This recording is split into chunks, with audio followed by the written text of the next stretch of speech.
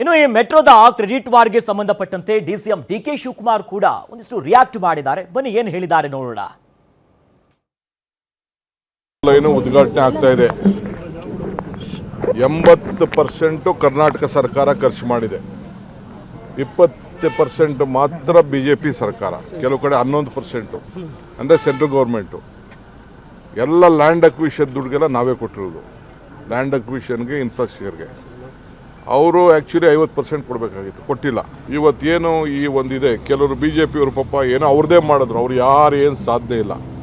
ಯಾವ MP ಕೂಡ 10 ರೂಪಾಯಿ ದುಡ್ಡನ್ನು ಕರ್ನಾಟಕ ರಾಜ್ಯಕ್ಕೆ, ಬೆಂಗಳೂರು ನಗರಕ್ಕೆ ಹಣ ಕೊಡಿಸ್ಲಿಕ್ಕೆ ಯಾವ ಥರದ ಸಹಕಾರನೂ ಕೂಡ ಕೊಟ್ಟಿಲ್ಲ. ಲೈನು ಉದ್ಘಾಟನೆ ಆಗ್ತಾ ಇದೆ.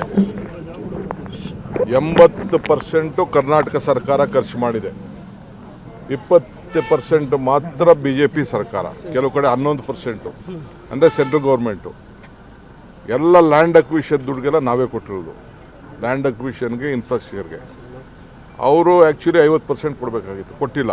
ಇವತ್ತೇನು ಈ ಒಂದಿದೆ, ಕೆಲವರು ಬಿ ಜೆ ಪಿಯವರು ಪಾಪ ಏನೋ ಅವ್ರದ್ದೇ ಮಾಡಿದ್ರು, ಅವ್ರು ಯಾರು ಏನು ಸಾಧನೆ ಇಲ್ಲ.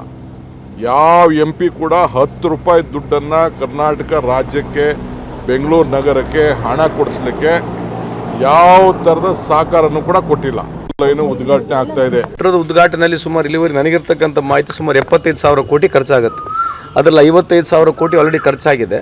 ಅದು ಕೇಂದ್ರ ಸರ್ಕಾರ, ರಾಜ್ಯ ಸರ್ಕಾರ ಎರಡೂ ಮಾಡಿರ್ತಕ್ಕಂಥದ್ದು. ಕೇಂದ್ರ ಸರ್ಕಾರದ ಕೇವಲ ನನ್ನ ಪ್ರಕಾರ 13% ಪಾಲ್ಗಾರಿಕೆ ಇರ್ತದೆ, ಇನ್ನು ಉಳಿದಿದ್ದು 87% ರಾಜ್ಯ ಸರ್ಕಾರ ಆಗುತ್ತಿರ್ತಕ್ಕಂಥ ನನ್ನ ಅಭಿಪ್ರಾಯ. ಸೊ ಹಂಗಾಗಿ ಬರ್ತಾ ಇದ್ದಾರೆ, ಉದ್ಘಾಟನೆ ಮಾಡ್ತಾರೆ.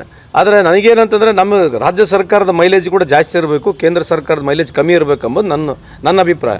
ಯಾರು ದುಡ್ಡು ಹಾಕಿರ್ತಾರೆ ಅದ್ರ ಬಗ್ಗೆನೂ ಹೇಳಬೇಕೆಂಬುದು ಅಂತ ಕರ್ನಾಟಕ ರಾಜ್ಯದ ಸರ್ಕಾರದ ಕಾರ್ಯಕ್ರಮ ಅದು.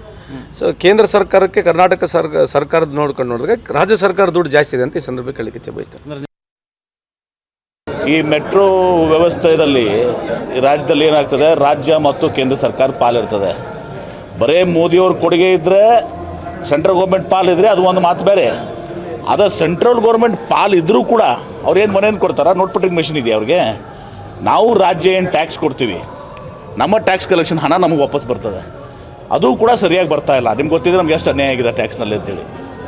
ಮೊದಲು ಅದನ್ನು ಯಾರ್ಯಾರು ಮಾತಾಡ್ತಾರಲ್ಲ, ಮೊದಲು ನಮ್ಮ ರಾಜ್ಯದ ಪಾಲಿನ ಏನು ಟ್ಯಾಕ್ಸ್ ಬರಬೇಕಾಗಿತ್ತು, 14ನೇ ಕಮಿಷನು 15ನೇ ಕಮಿಷನ್ಗೆ ಏನು ವ್ಯತ್ಯಾಸ ಇದೆ, ಸುಮಾರು 63,000 ಕೋಟಿ 65,000 ಕೋಟಿ ಆ ಹಣವನ್ನು ಕೊಡಿಸಿ ಅಂಥೇಳಿ, ಹಣ ಕೊಡಿಸಂಥೇಳಿ. ಇದು ರಾಜ್ಯ ಸರ್ಕಾರ ಮತ್ತು ಕೇಂದ್ರ ಸರ್ಕಾರ ಸಹಭಾಗಿತ್ವದಲ್ಲಿ ಇರುವಂಥ ಯೋಜನೆ. ಒಂದು ವೇಳೆ ಕೇಂದ್ರ ಸರ್ಕಾರ ಯೋಜನೆ ಇದ್ದರೂ ಕೂಡ ನಮ್ಮ ರಾಜ್ಯದ ಹಣನಲ್ಲ, ನಾವು ಟ್ಯಾಕ್ಸ್ ಕೊಡಲ್ವಾ? ಹೈಯೆಸ್ಟ್ ಟ್ಯಾಕ್ಸ್ ಕೊಡ್ತೀವಿ ನಾವು ದೇಶದಲ್ಲಿ, 2ನೇ ಸ್ಥಾನದಲ್ಲಿದ್ದೀವಿ ನಾವು GST ಇದರಲ್ಲಿ. ಮತ್ತು ನಮ್ಗೆ ಬರಬೇಕಾಗಿದ್ದ ಟ್ಯಾಕ್ಸ್ ಏನು ವಿಂಗಡಣೆ ಏನಿದೆ ಅದು ನಮಗೆ ಸಿಗ್ತಾಯಿಲ್ಲ.